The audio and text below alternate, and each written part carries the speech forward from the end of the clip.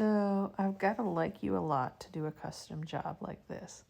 I have two very important people in my life, and they're exceptionally tall. Turns out when they ordered this custom couch and waited an extremely long time for it, it was uncomfortable for them because one is 6'7" and one is over 6 feet tall, or right at 6 feet.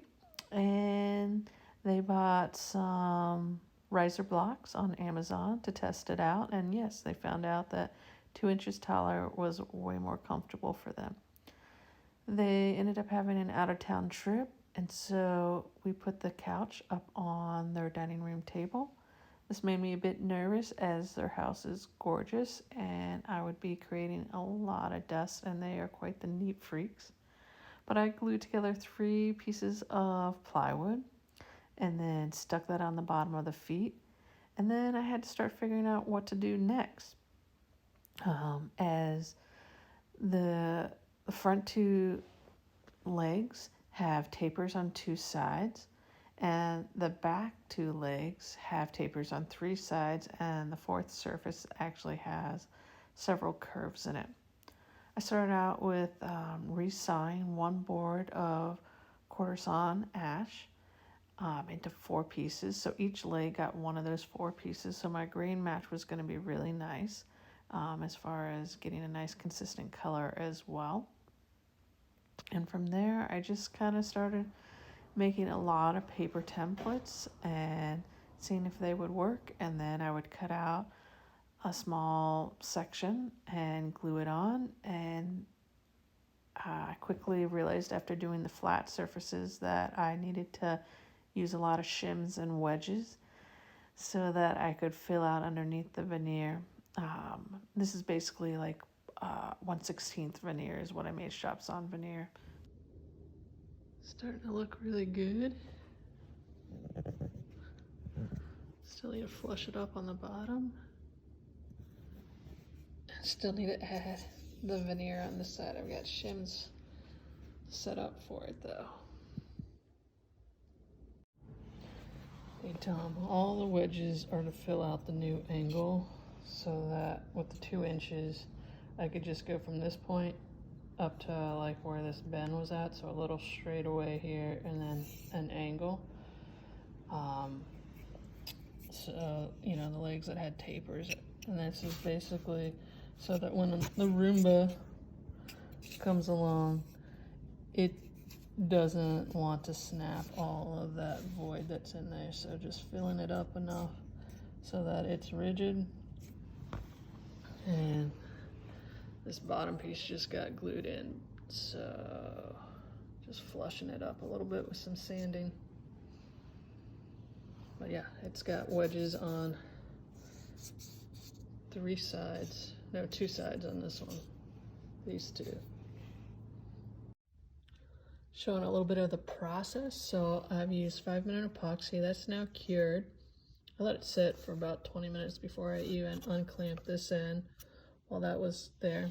But then I started using a bunch of my Star Bond and cutting wedges and easily fitting them in.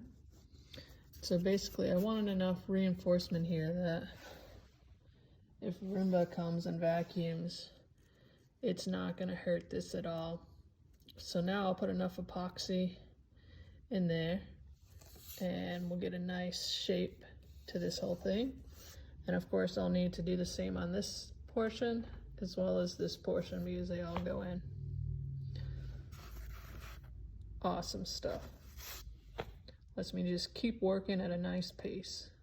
Just wanted to share a little update on my process. So I've got my 2 sides that had previous tapers in there. I still have a taper, but the angle's changed because it's now 2 inches longer, so I had to fill in the void with some wedges. And I made sure that these lined up just barely proud of those points so that this would become the new reference surface. And then I had this side super proud, and I just used a block of 80 grit, and it's got just the tiniest bit of a curve, multiple curves right there. So I just sanded. I have multiple layers of blue tape, so when I started hitting the blue tape, I needed to back off on my sanding in those areas, and I just practiced clamping the front on here. So my next steps will be to take this blue tape off. This piece will actually more or less block out up here and then come all the way down. So my next step is to create a paper template of what I need, so that then I can go to my bandsaw at home and cut that. But to kind of explain all of those steps over here, let's see what we can see. Obviously you can see the blocking out with the wedges. And you can see how proud that is. So I'll get it pretty close with sanding, and then the piece that will go on here will definitely be oversized, so eventually I'll get to sand it flush with this side as well. Obviously this still needs some wedges, and then that will get covered up. Up here, I just need to flush everything back so you can kind of get a sense of how proud I'm making things, so that I have plenty of room to tape off. Now you can kind of see what I'm going to do. I have just a little bit of sanding to make sure that there's no lip right on these two, but you can see how this leg is going to continue. So right now everything is flush. It won't be so when I'm done. This thickness of my veneer will be proud, but I gotta create a squared off section up here.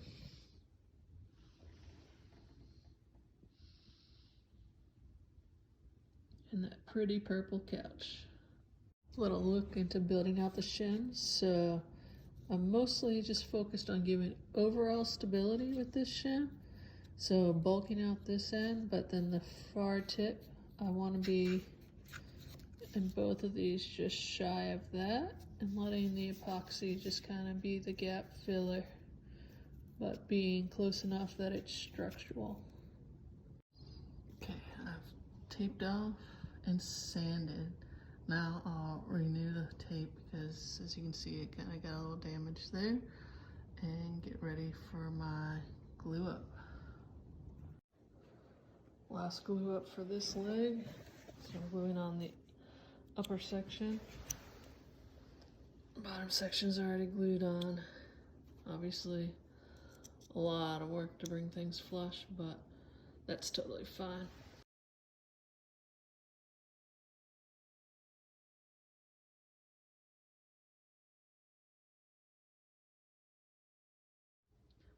It's been a little while since I've been able to give an update. It's just been redundant, slow work.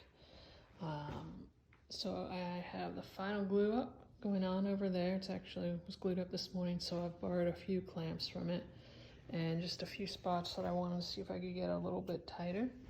But otherwise, it's been sanded to 150.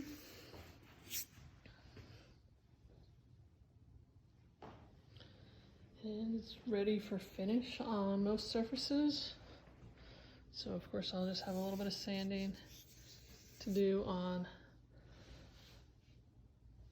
where I have the tape holding down fixes.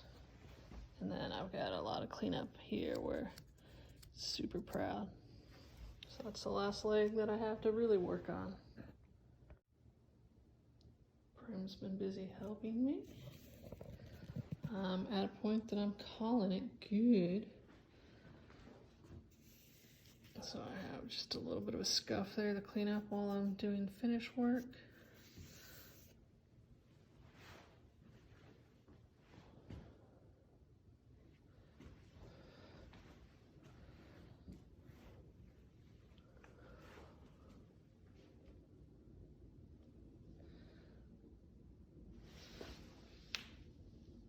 Really happy with how that curve came out that was there.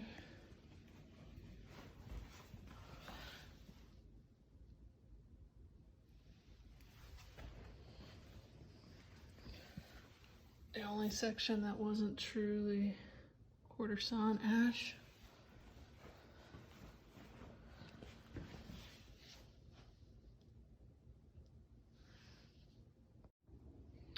I just had my mentor Tom over, and he helped do all the stain and finishing work.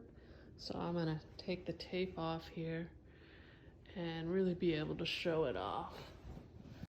Pretty creative project, a lot of make parts oversized and then sand them to them. But a huge thank you to my mentor, Tom. He came out and we had a lovely afternoon spent together, and he helped me color match it, all this nice hard work, so that it looks flawless and that as if this was never even changed by anybody. So very cool project. You won't be seeing this often on my feed, but wanted to show what was happening. Sometimes when I'm not in the shop, I might be doing a project like this, but then again, I'm only doing this once. I'll throw up a bunch of stories to show a lot more of the process. But yeah, if you woodwork, you can do just about anything, is what I get to remind myself.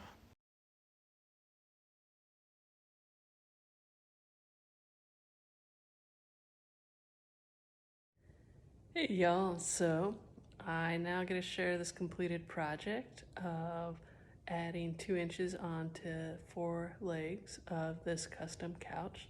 So let me take you on a quick little tour. So I started out with gluing 2 sections of 3/4 inch plywood, maybe even 3 sections actually, together. So it just ended up being a little bit more than 2 inches. And then I resawed some ash and sent it through my drum sander. And so each leg comes off of one piece that was resawn, and then all 4 legs resawing came off the same board. So a really good color match, nice straight grain. This one had some nice tricky little swoopies to that profile.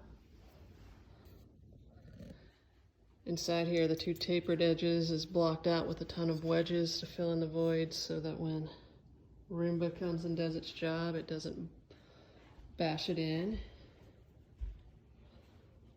It's the one section I messed up once on the leg, so I have a little bit of not straight grain there.